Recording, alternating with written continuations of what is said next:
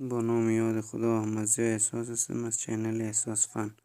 دوستان عزیزی که میبینید طریقه باز کردن A20 است.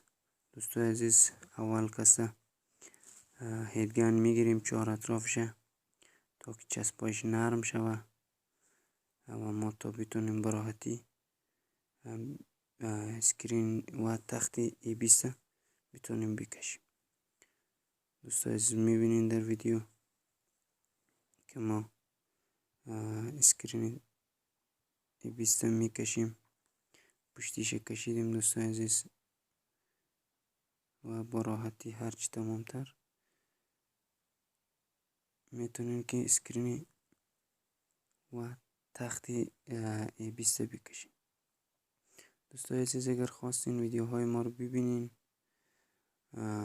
میتونین که چینل ما رو سابسکرایب کرده و از ویدیوهای دیگر ما با خبر شید.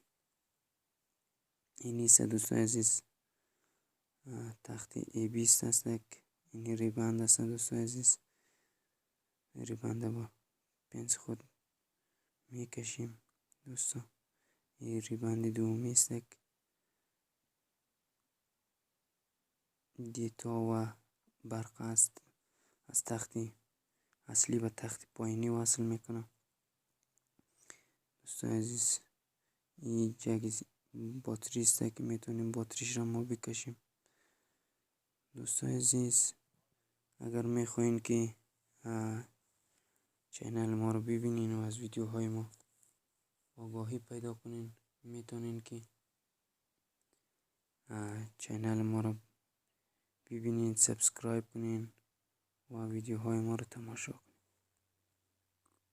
دوستان بود این ویدیوی ما. تا ویدیوهای دیگر شما رو به خدای بزرگ میسپاریم.